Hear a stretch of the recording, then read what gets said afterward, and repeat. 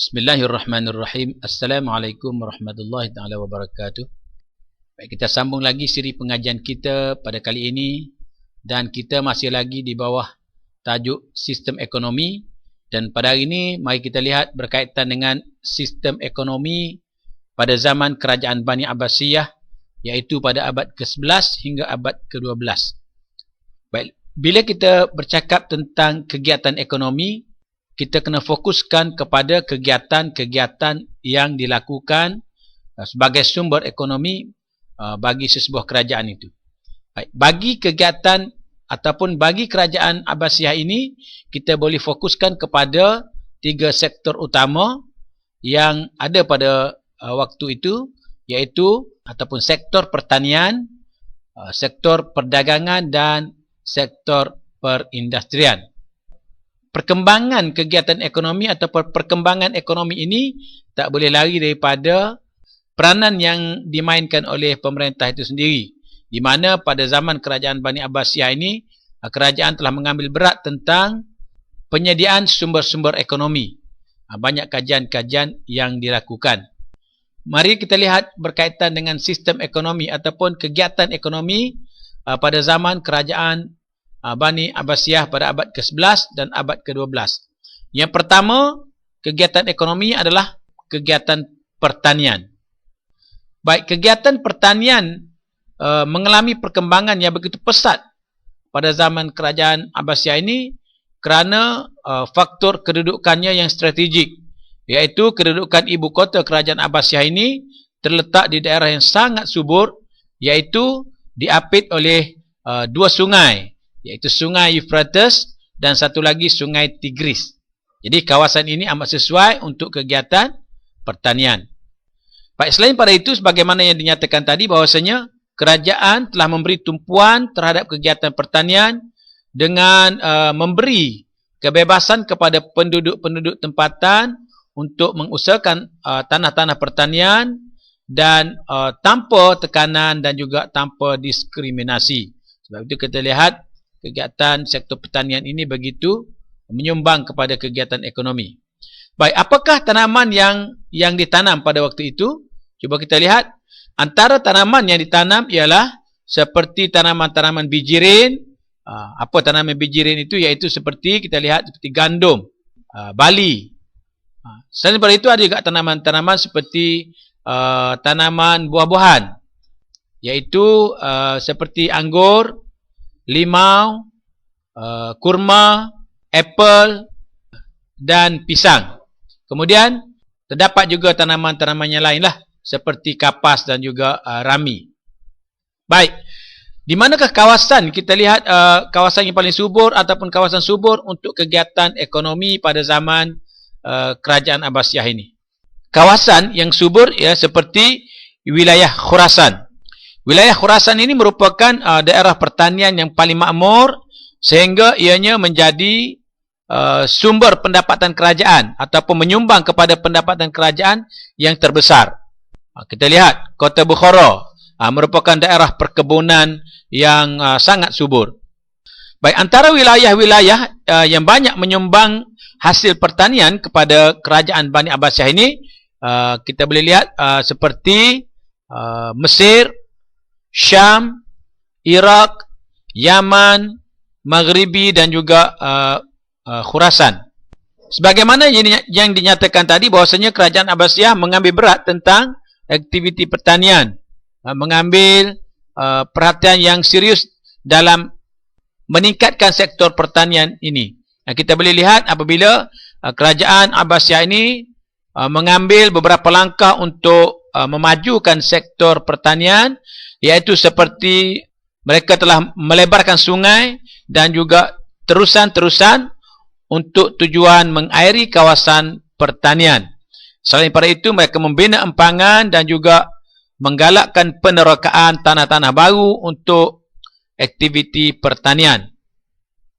Selain daripada itu, untuk meningkatkan lagi hasil pengeluaran pertanian, kerajaan Abbasiyah telah melakukan usaha-usaha, telah mengadakan usaha penyelidikan, dan ini telah mendorong kemunculan ramai cendekiawan Islam yang memberi idea-idea bagi memajukan sektor pertanian. Banyak perkara yang dilakukan ke arah memajukan sektor pertanian ini. Bukan setakat itu saja, mereka telah menubuhkan sekolah-sekolah pertanian. Apa tujuan dia? Untuk menganalisis sifat-sifat tanah dan tanaman-tanaman yang sesuai untuk ditanam ataupun jenis-jenis tanah dan iklim yang beraneka. Kalau kita lihat pada zaman kerajaan Bani Abbasiyah, ada satu kitab yang ditulis berkaitan dengan pertanian ini, iaitu kitab Al-Filalah Al-Nabatiyah yang ditulis pada tahun 291 Hijrah, yang bersamaan dengan 904 Masihi, sebuah karya penting tentang ilmu pengolahan tanah dan juga tanaman, dan ditulis di Iraq oleh seorang pengkaji, iaitu namanya Ibnu Washiyah. Dan buku ini banyak menyumbang kepada kegiatan pertanian ataupun kajian-kajian berkaitan dengan pertanian pada zaman kerajaan Abbasiyah. Baik, selain daripada itu, untuk memasarkan hasil-hasil pertanian, kerajaan Abbasiyah telah mewujudkan sebuah pasar.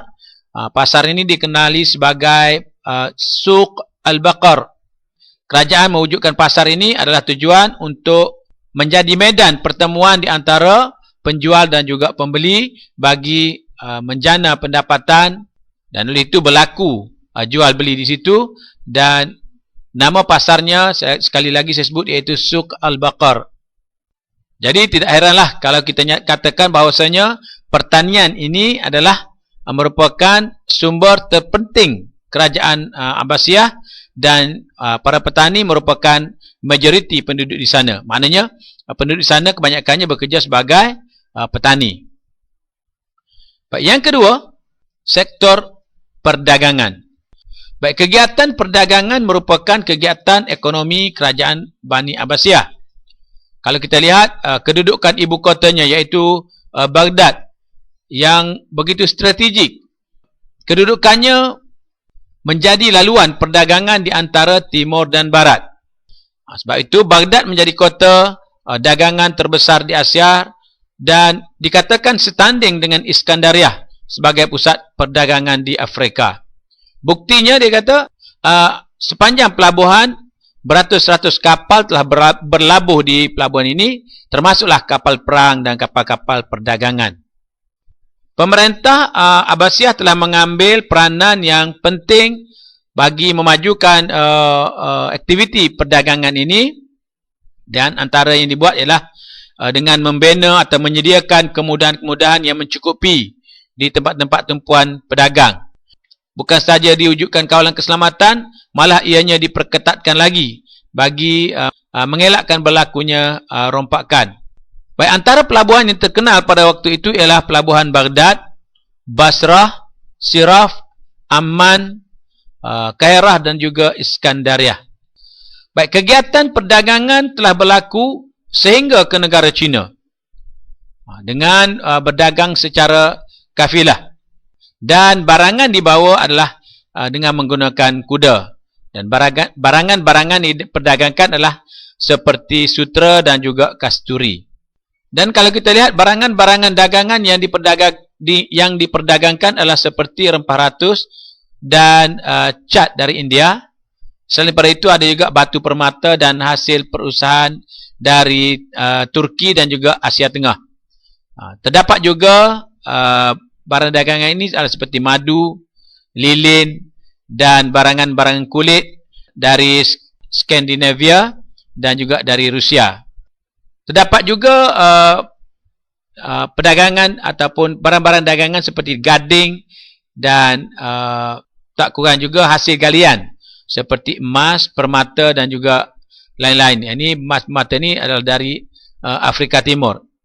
Selain daripada itu, terdapat juga beras dan juga gandum yang diambil dari Mesir, kemudian barangan kaca dan buah-buahan dari Syria. Manakala kain sutra dan minyak wangi daripada Parsi. Perdagangan dengan negara barat ini juga turut dijalankan sehingga kan sampai ke Spanyol. Inilah kegiatan perdagangan yang dilakukan pada zaman kerajaan Abbasiyah. Yang ketiga, perindustrian. Baik, sektor penindustrian juga menjadi salah satu daripada kegiatan ekonomi di bawah kerajaan Bani Abbasiyah. Antara bidang industri yang terkenal pada waktu itu ialah pembuatan ataupun industri gelas dan juga tembikar. Selain daripada itu terdapat juga industri tekstil dan juga tenunan. Baik, kilang-kilang di Baghdad, Shiraz dan Isfahan iaitu di Parsi. Kilang-kilang ini sangat terkenal dengan hasil produk tenunan dan juga amparan iaitu seperti permaidani. Terdapat juga pengeluaran pinggan mangkuk iaitu yang dari Mesir dan juga barangan kaca, tembikar serta mozaik dari Mesir, Syam, Saida dan juga Sur. Manakala barangan kulit dan senjata dikeluarkan oleh Mesir, Andalus, Maghribi. Itu tempat-tempat terdapatnya barangan kulit. Dan barangan-barangan perhiasan dan batu permata dikeluarkan di Yaman, Khurasan, Bahrain dan Lubnan. Itu tadi 3 kegiatan ekonomi pada zaman kerajaan Bani Abbasiyah, iaitu pertanian, perdagangan dan perindustrian. Jadi kegiatan-kegiatan ekonomi yang dijalankan tadi telah menjadikan umat Islam menikmati taraf hidup yang begitu tinggi pada waktu itu. Dan bukan setakat itu saja, pendapatan diperoleh oleh kerajaan menerusi cukai dan sebagainya telah membolehkan prasarana iaitu seperti tali air, masjid, sekolah, hospital telah disediakan secara lebih teratur. Jadi cukup sekadar itu dulu untuk pelajaran hari ini. Saya harap boleh respons dan tolong ingat buat catatan supaya kita tidak lupa. Sekian. Assalamualaikum warahmatullahi taala wabarakatuh.